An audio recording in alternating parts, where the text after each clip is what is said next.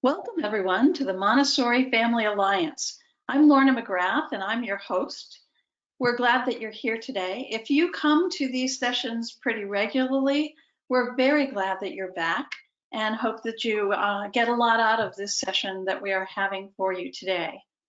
If you're new, I want to tell you a couple of things before we start. First, I want to say welcome. We're glad you're here. We're glad you found us. So our guest today is Sheila Linville. She is the founder and the executive director of Lake Mary Montessori School in Lake Mary, Florida. Sheila and I have known each other for a very, very long time. I'm going to say this now. I was one of Sheila's trainers back a while ago when she took her Montessori training, and we've been friends ever since. She is talking about a subject that many of us don't like to talk about, and so she's titled it Good Grief. We are going to ad-lib a little bit today. She has made up this wonderful slideshow and has lots of good information for you, but we are also going to relate it to the coronavirus situation that we have going on now. So I'm excited about this because I think we're all feeling loss right now. Some because someone actually has died, some because of the coronavirus and what it's done to our life and all the changes that we've gone through. So Sheila, thank you so much for coming today. I'm so glad that you're here. You're so welcome, Lorna. I'm happy to be here. Great. Well, let's go ahead and get started. I'm going to go there. Okay. So what is grief? So the reason I left this page blank was you really need a resource for defining the experience that children have with grief. So now we're looking at children that might have a grief with a loss of not going to school, parents having a loss at home, and how children experience grief is very different. Their experience with grief is very short, and then they move on to play, and then they process, and then they'll come back with questions. They go through the phases of grief like anger and sadness and acceptance, but it's a little more messy than it is for adults. And I think the process of grief for children takes adults by surprise because it seems to come out of nowhere, but it actually is a process that they are going through. And that grief process that they're having, my advice is just to be open to it because it's going to be all over the place and it's going to have a lot of questions that would make you feel uncomfortable about death. And so grief is a different process for children in the way they experience. It's not as linear as it is for adults. It's a little more scattered. And I think one of the things that I want to mention is that those of you that are at home with your children right now during the coronavirus and the safer at home restrictions and no school, your children are going to be going through the grief process. They're grieving for not being able to be at their schools. They're grieving for not being able to be with their friends. And so you may find some of the things that Sheila just mentioned, you know, anger and other kinds of things, that they are actually going through that process right now at home with all of you. And you might see some of that coming out in their art or their play when you're playing with them or they're creating artwork, and not to be alarmed by that, knowing it's just a process. Older children, I have a 15-year-old son and he cries every day. He just feels such a sense of there's a lot going on in the world. So different ages are going to experience it differently. So there's different kinds of deaths that parent experience. It could be a sudden illness that causes the death of a parent or a child, a long-term illness, an accident, or a suicide. And all of these have different kinds of experiences for children. And I think that when Lorna and I were talking about it, what the experiences I had at my school were different, but it could be a suicide, it could be a sudden illness or an accident. So the kind of death impacts the kind of grief the child is going to have and the kind of grief that you're going to need to understand as a leader within a school. And Sheila, I noticed there are two, looks like book covers, activity books for Yeah, children. And I don't know if you have those listed under the resources or where you got those from. I do. I think those are wonderful books. So the Dougie organization is a national center for grieving children. And this is where I had these two resources that I posted here. They are child friendly and child centered. And I think as a parent or a leader, it's going to give you a way to understand how a child processes it. And then it can also be done within a family. Someone in the family can be doing these activities with the child. And it's really to facilitate the grief process.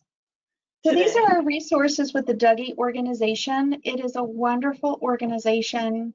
It helps the family, the parent, the child, everybody experience the grief process in a healthy way, which is really what I'm hoping that the leaders of schools will get from this webinar. Is it is going to happen, if it hasn't happened at your school yet, a death of a parent, and to be proactive and prepared. And I call it good grief because grief is a process and it's a healthy, good process. But you have to go through the grief process for healing. So the Dougie organization has a plethora of resources and books, support groups, you name it, they have it on the website. So if you're seeking more information, that would be the place to go to. And Sheila, is this where we want to talk about hospice, or will that be at the end? No, we can talk about that now, Lorna.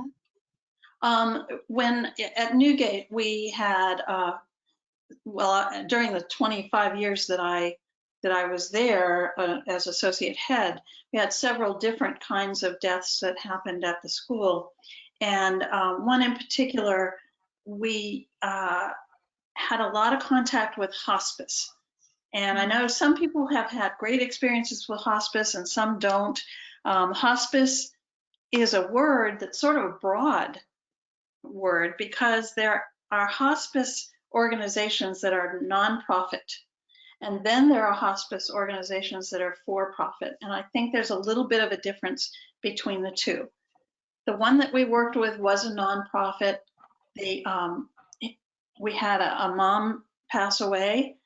She had two children in the elementary area, and then she had a baby that was less than a year old when she passed away.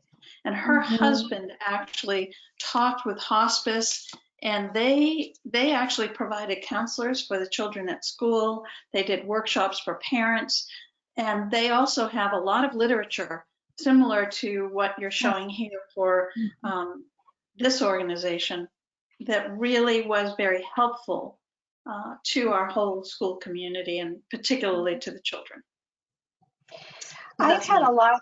Yeah, no, hospice, I can piggyback on that. We had hospice come into our school about 15 years ago. I had my mother die and my brother die and my uncle die in like a 3-month window of time. So the year before that, I had my mother and my brother dying at the same time.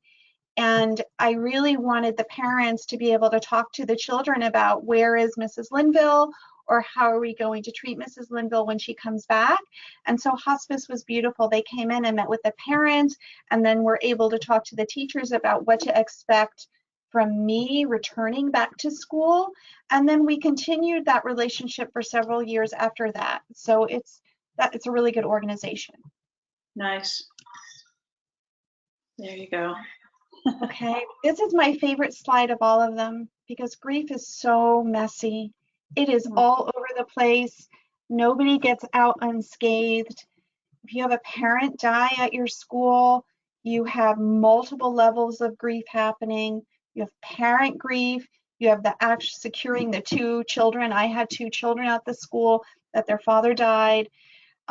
It is anger and sadness and depression and crying, and just it's ugly and it's messy. And it's a little scary if you haven't experienced it before. So I like this slide. It's a book through the Dougie organization, and it talks about how it is messy and how you are really lethargic as you're going through grief as well. I like that, the toad laying down. Grief can be so exhausting. And when you have children in grief, you have children where their brains are not functioning at a normal level. Their brain is bathed in hormones to protect them so they can go through the grief process. So you're going to see lots of different things happening at your school when there is a death of a parent. And so I think of it as just a mess. It's a mess.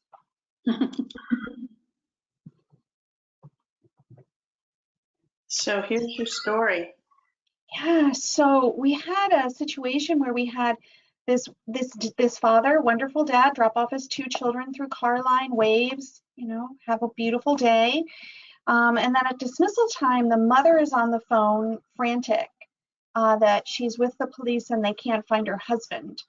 The children had been dropped off that morning. They're expecting to be picked up by dad, and that's not happening. And so there's a level of anxiety with that happening. And then really the news arrives that the father was found dead 2 days later. Now you have a mother who's alone. She doesn't have any immediate family due to geography, and she's at our door at the school and really at a loss of what to do with her children. Mm-hmm. Which is the telling of the death is really important, and I'll get to that in a little bit. But I am, my husband will call me death and dying expert. I've had a lot of death and dying in my life, which is sad, certainly, and I have been a mess sometimes. But I had that happen to me when I was a child. My father died when I was 7. And then my mother's mother died, my maternal grandmother, and then my aunt died. So again, in a very short window of time, in about a 3 or a 4 month window of time, the grief was tremendous. And it's multi-level grief because it's children, it's adults, and everybody's grieving at a different time. So I'm very sensitive to people in grief. That's why I title my workshop Good Grief. Right? So you're going to have some of this going on as you're hearing from parents that they've lost a job, that they know somebody who's sick, and you really trying to remain very calm in the situation when you're on the phone with the parents or communicating with them, because you're going to be receiving the information from the parent. Yeah. So I think that's really relevant in looking at where we are right now with the pandemic. Right. And you know, Sheila, I hate to say this, but our people now, right now in our country and around the world, are not only grieving for their jobs, their loss of jobs, their loss of a school connection for their children, but and you said, and maybe some for friends that are sick. And, you know, unfortunately, they may even have an actual person that they know personally who will die from this disease. Yes. And so this is such a important topic for this time in our history, you know, of the world.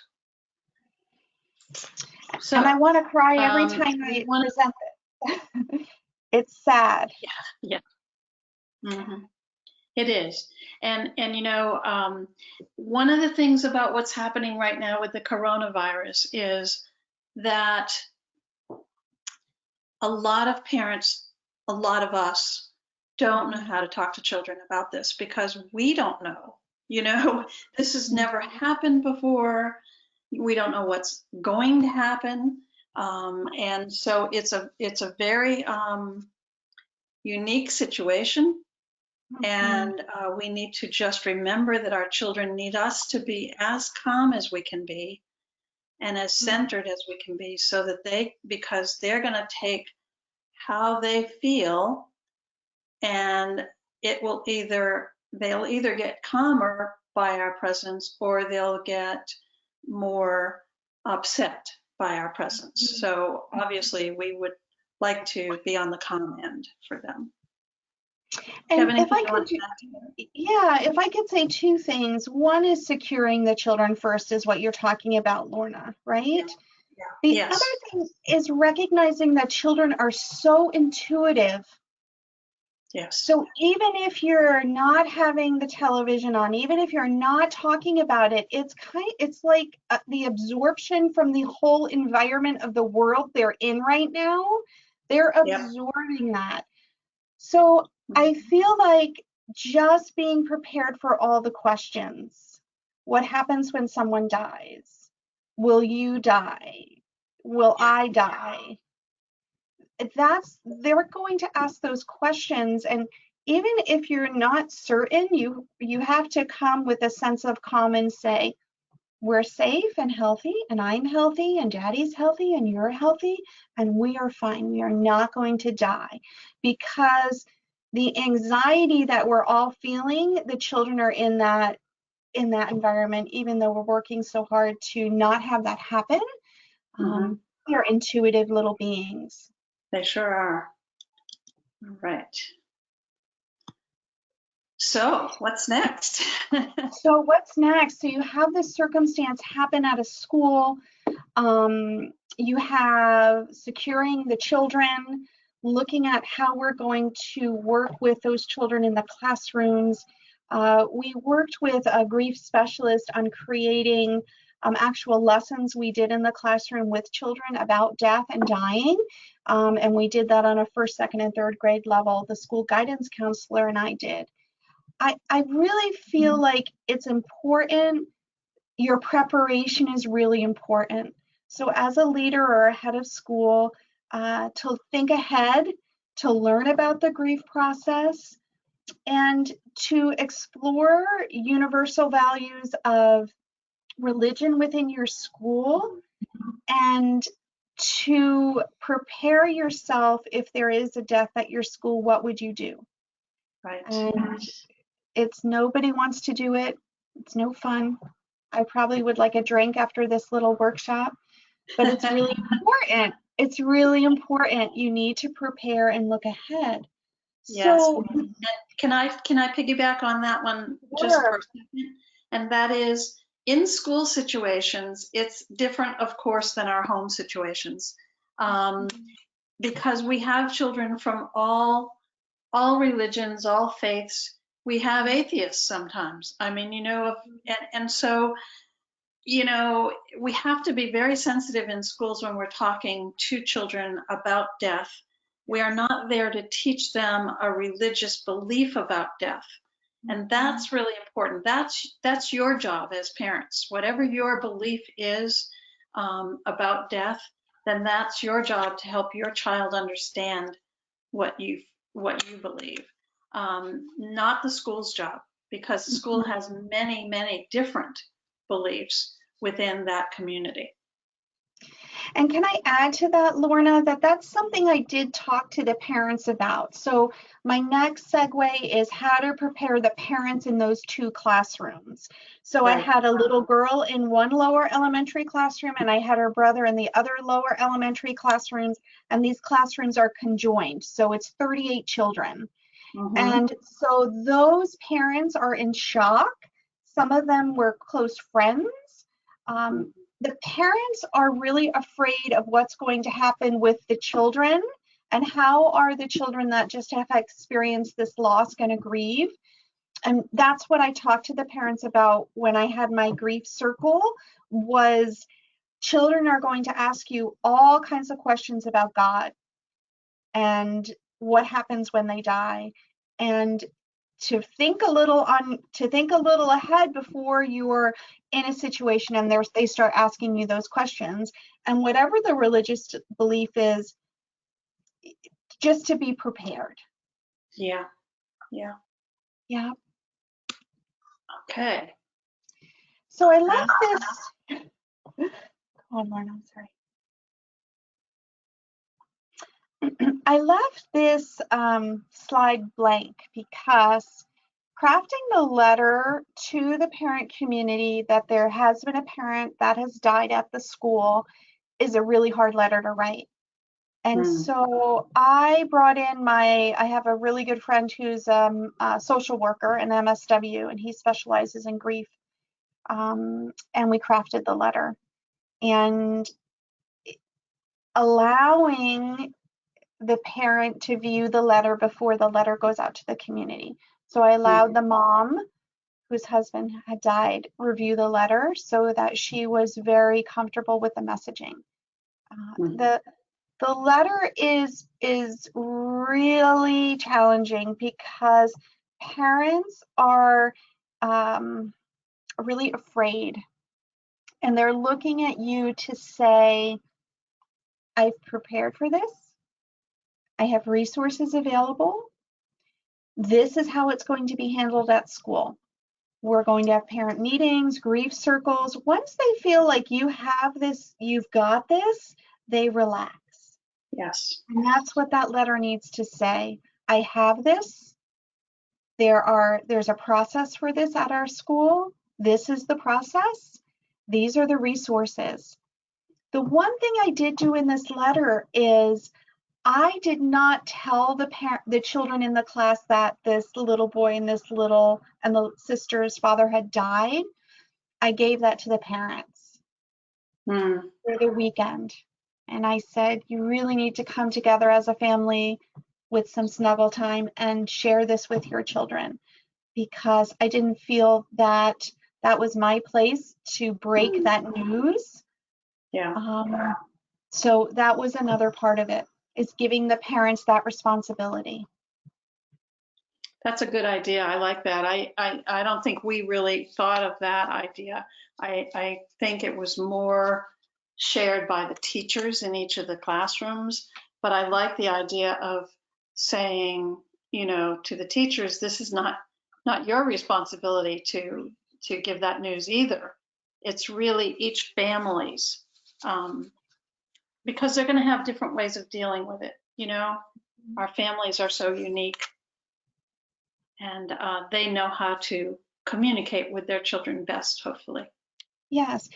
And we had families that were really okay with that, and some families that needed more support, and we just tried to provide support throughout that weekend as they were getting ready to do that.